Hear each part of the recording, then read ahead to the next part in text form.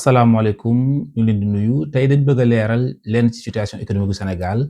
maanaam baisse de notation bi nga xam ne Moody's def na ko ci dette souveraine du Sénégal ñu leeral lan mooy solo si wala ban impact la mën a am ci économie sénégalaise te it wax ci liñ ci waxoon bu yàgg ndax daanaka xawoon nañoo alerter ci lii lu yàgg sax lu ëpp at ci ginnaaw ci lu mel nii ñu waxaale aussi ci situation bu mel nii boo amee tey cim réew lan moo war a nekk taxawaayu autorité yi. Leeral ko population ba ku ci nekk rek bu fekkee donte actualité économique ñoru la tamit nga xam ci information ba xam noo koy jàngatee à titre personnel. Donc li ñu war a leeral mooy lan mooy maison de notation maanaam ñoom Moody's dafa am yu bari ñi ci gën a fës nag mooy Moody's Investors Service, Standard and Poor wala ku ñu woowe Fitch Ratings ñooñu ay maison de notation lañ maanaam ay kuréel la yoo xam ne dañuy nekk ci wàllum finance ëpp na nag lu ëpp téeméeri at ñi ngi liggéey ci wàllum finance daanaka yépp kuréel ci àdduna bi bu wàllum information jotee ci wàllum finance ci ñoom ngay wéeru ci rawatina ci lu jëm ci ay obligation wala crédibilité état wala degré de solvabilité état maanaam état tey bu mel ne réew Sénégal ku mën a doon buy leb xaalis dafay dem ci li ñu wooyee le marché financier wala les marchés financiers mu joxe li ñu wooyee obligation yàgg dañ ko leeral day mel ne nga joxe benn kayit ne boo ma joxee nangam ci xaalis fii ak telle durée ñu wooyee durée de maturité naa la tegal temps ci intérêt ñu koy wooyee coupon léegi nag loolu mooy obligation bi ñu libalee ko tam ci benn devise moo xam CFA la moo xam euro la moo xam beneen monnaie la bu dee ci CFA la day doon dette intérieure mooy d'ailleurs sax li état def Sénégal def yi mooy li ñuy wooyee seen appel à l'épargne publique wala mu nekk ci beneen devise étrangère bu dee Sénégal dañ koy wooyee euro bond léegi loolu nag maison de notation yooyu ñooy wane ne réew mi kat degré de risque am wala degré de solvabilité am wala degré de niveau risque bi mu am élevé na boo déggee ñu ne la AAA mooy degré yi gën a baax ñi ko am mooy ñu mel ne réew mel ne Qatar Norvège Finlande États-Unis dëkk yooyu ñoo ko am ndax dañuy jàpp ne dëkk yooyu te seen capacité de rendement maanaam risque ñu bañ la fay bariwut ñoom kon dafa am relation bu am diggante risque rendement maanaam tey état buy leb xaalis wala marché financier ni muy fonctionner képp ku ñuy lebal dañuy xool ne risque bi su élevé intérêt yi ñu ciy tegal dafay gën a élevé su fekkee ne risque bi dafa ndaw intérêt yi gën a ndaw d'ailleurs sax bu fekkee intérêt dafa faible ba toll benn niveau bi bu fekkee ne yenn situation am na yenn état yoo xam dañ leen di lebal sax à titre négatif mooy lan dama lay lebal masalan $1 milliard nga fayaat ma lu ñu toll wala sax lu ko yées ndax loolu day doon genre denc ñu koy soxla mooy les fonds de prévoyance pour retraite yi wala fonds de provision compagnie d'assurance yi wala yenn institution internationale financières yi ñoo koy def léegi nag réew mu mel ne Sénégal tey dañ ko noté CAA-. Loolu nag mooy wane ne niveau de risque bi dafa élevé dañoo nekk ci niveau de risque très élevé ça veut dire que ñun ci classement rouge lañ ñuy def mooy ne bu ñuy leb xaalis tey day gën a élevé ndax suñ taux d'endettement dafa élevé maanaam ñun suñ taux d'endettement présentement ci liñ mujjee xam mooy ne 119% du PIB la te loolu dafa jéggi dayoo ndax souvent en matière de finance dañuy wax ne réew walu dépassé 60 ba 70% de taux d'endettement ñun nag daanaka dañ koo xaw a doublé kon c'est normal que ñoom taux d'endettement bu élevé léegi ñu jugeeti foofu suñu déficit mooy ngay dépenser lu ëpp li ngay am te loolu tam ku ko xool sa bopp da nga gis ne tey boroom kër kat bu fekkoon ne day am salaire u $100,000 war di dépenser $120,000 su yàggee mu suul bu ko sulu bi wala muy lépp di mottali réew mi la Sénégal loolu daf ko dalandi léegi ñu jugeeti fa ñu ci maison de notation yi il faut ñu xam ne ñoom kon notation boobu ñuy def dafay influencer taux d'intérêt yi deuxièmement dafay tax nga am crédibilité ci investisseurs internationaux yi dafay tax aussi yenn institutions financières internationales yi tamit mën a am ci yow kóolute ba mën a jëflante ak yow te ñun pourtant ci livre bii bañ koy bind ëpp na at ci ginnaaw waxoon nañ ci lu mel nii daan alerter état wu Sénégal ñu bàyyi xel maison de notation yu rawatina ñu fexe ba am ci note yu baax yi bu ko defee ñoom seeni lëkkaloo ak yenn institution internationale dana gën a yomb rawatina Sénégal jamono ji moom ak FMI xaw na jaxasoo loolu tam dañ ci leeral as tuut dañ ci waxoon ñu ne les agences de notation ci page 152 comme Moody's Investors Service, Fitch Ratings, Standard & Poor's jouent un rôle déterminant dans la fixation des taux d'intérêt auxquels les pays empruntent. Leur notation reflète la capacité du pays à rembourser ses dettes. Pour le Sénégal, maintenir une bonne note permet de réduire les coûts d'emprunt et de garantir l'accès au financement avec des conditions avantageuses. La relation risque-rendement ou ratio risque-rendement est un concept clé dans l'évaluation des investisseurs, en particulier sur le marché obligataire. Il désigne l'équilibre entre le risque qu'un investisseur prend et le rendement qu'il espère recevoir en retour. Plus le risque est élevé, plus le rendement espéré est élevé. Ainsi, en s'assurant d'avoir une bonne note, le Sénégal pourra réduire son service de la dette. L'exemple de la Grèce est encore frais dans les mémoires. Donc le Sénégal doit être prudent et éviter d'abuser de son endettement. Pour échapper à ces risques, une gestion rigoureuse est nécessaire afin d'éviter toute situation incontrôlable. Maanaam dama teeloon a alerter ci Sénégal ñu bàyyi xel ci seen gestion finance publique yi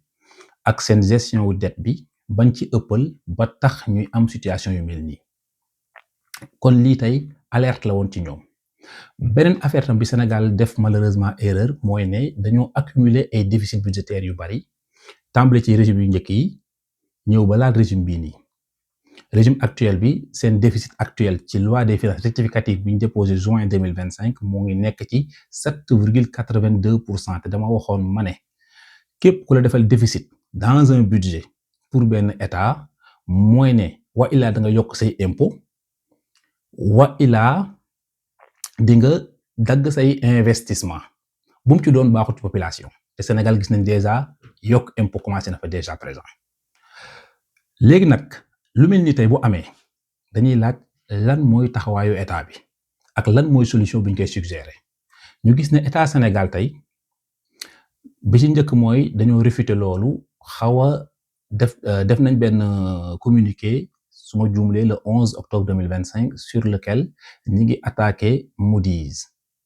pourtant Moody's dafa wàññi notu Sénégal wàññi notu France wàññi notu yeneen réew mais ñoom seen réaction moo nekkoon ne réviser seen budget jéem a réviser seen économie fexe ba am benn taxawaay bu dëgër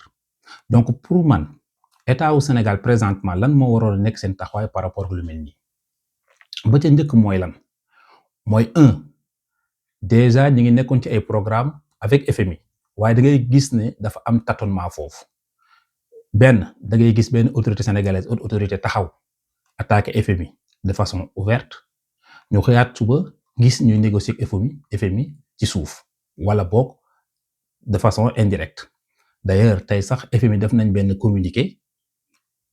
bu présidente bi wala mu ne recevoir na ministre Cheikh Diba ak Abdourahmane Sarr ñuy waxtaan ci benn programme d'aide pour le Sénégal avantage yu FMI nag am na par rapport ak marché financier actuel bi FMI da lay lebal ci maturité bu gën a gudd maanaam mën na lebal ci 10 ans 15 ans 20 ans ba sax 30 ans avec des taux yoo xam ne ñooy gën a ndaw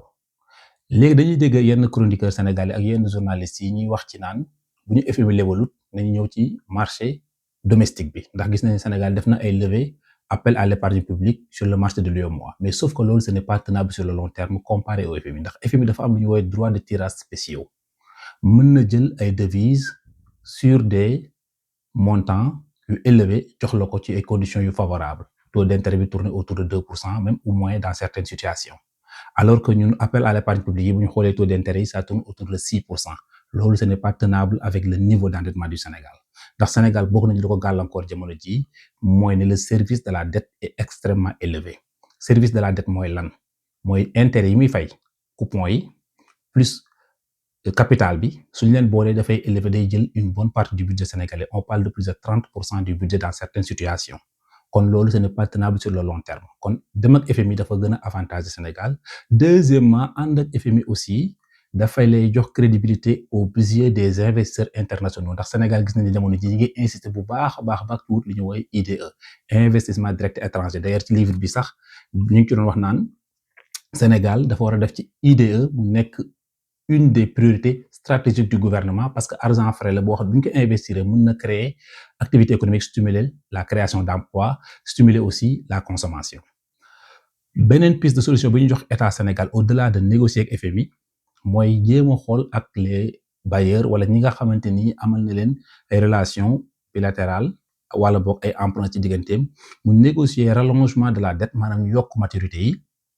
en même temps bu ñu mënee am révision de taux. loolu dana tax Sénégal finance publique bi xaw a nooy tuuti. Beneen affaire aussi te loolu dafay bokk sax d'ailleurs ci li tax notation bi yokk wala boog baisse bi logique mooy ne président waxoon na fi ne Sénégal dafa nekk un état aux marges de manœuvre budgétaire quasiment inexistantes. C'est normal que bu ñu amee problème financier c'est normal que maison de notation yi noté ñu note bu bon maanaam ñun suñu degré de rentabilité dafa élevé. beneen kilifa tam wax na ne Sénégal dafa nekk 4e sous-sol loolu yëpp dafay mandargaal ne ñun suñu capacité financière dafa limité wu. beneen kilifa tam taxawaat na wax ne dafa mel ne gaal gu bënn xam nga loolu tamit buñ ko waxee kon day fekk di dëggal lii waa Moody's def. beneen affaire bi ñu war a def tam mooy ay réformes structurelles maanaam def li ñu woowee rationalisation des dépenses publiques maanaam ku ko wax mooy dëgg ko waxul mooy dëgg mooy état Sénégal jamono ji niveau de vie bi haute fonction bi di doxe ce n'est pas tenable sur le long terme. mënuñoo nekk un pays aussi pauvre que le Sénégal mais nos ministres di dawal oto yoo xamante ni ministre français xalaatu ko ministre canadien xalaatu ko ministre américain xalaatu ko escorte yu gudd yoo xamante ni xewul fii loolu aussi il faudra ñu def ñu xool ko bu baax. seen système de per diem boobu aussi il faut ñu xoolaat ko la rémunération de la haute hiérarchie au Sénégal dafa nekk un problème boo xam ne il faut ñu pointer ko du doigt. beneen affaire aussi mooy la multiplication des directions. Sénégal bari na ay directions yu ñu am c'est des directions qui sont obsolètes dama koy waxaat amuñu benn njariñ. beneen affaire aussi dafa am direction yoo xam ne dañuy chevauchante presque des doublons maanaam kii li muy def ak kee li muy def sorewut daanaka benn la war nañu mën a fusionner xool nu ñuy def ba réviser les dépenses publiques et aussi baisser le niveau de rémunération de la haute hiérarchie lii moom dafa war a nekk lu obligatoire. bu ñu fa jógee aussi ñu fexe stimuler l'activité économique de sorte à créer une croissance yàgg nañ ko wax mooy croissance fu mu am mécaniquement dafay créer des rentrées fiscales supplémentaires loolu dana tax non seulement ñu am assez d'argent dans les caisses de l'État pour bañ ci soxlawoo di leb lu bari mais deuxièmement dina tax ñu war a mën a am lu ñu rembourser sax dette actuelle yi loolu moom nekk na loo xam bu ñu ko defee mën nañu aider. ñu ñëwaat ci IDE ak lu ñu woowee PPP maanaam partenariat public privé ci grands investissements yi maanaam investissement yi nga xam ne dafa xaw a élevé wala xaw a cher trop mooy grande infrastructure yi suñu mënoon am ay partenariat yooyu tax ñu investir ci lu mel noonu dana waral tey niveau d'activité économique bi élevé wu croissance am en même temps aussi mu mën a soutenir l'activité économique. donc lii lañ bëggoon waxtaane tey donc en résumé il faut que autorités yi jéem a xool une réponse beaucoup plus pragmatique que di werante ko xuloo ñenn ñi tamit ñi ci nekk ci télé yi di wax di jàppale naan Sénégal kii ak yooyu te xëy na xamuñu sax les tenants et les aboutissants ñu jéem a am une retenue parce que il faut pas forcément galvaniser les foules sans pour autant comprendre les tenants et les aboutissants sachant que Sénégal jamono ji nekkul ci position wu imposer dañu nekk ci position wu gérer notre activité économique de sorte à ce que l'activité puisse marcher. D'ailleurs su dul woon loolu suñu autorités yi duñ dem récemment ba tey jii rek di rencontrer FMI di négocier ak FMI pour ñu defal leen un programme de financement. Pourquoi? Parce que dañu am li ñu woowee tension de trésorerie te njariñ la mooy képp kuy sénégalais sa objectif mooy Sénégal nekk ci dans de bonnes conditions Sénégal baax parce que su baaxee ñun ñëpp la baaxal ñu ngi di jaajëfal leen wax beneen yoon.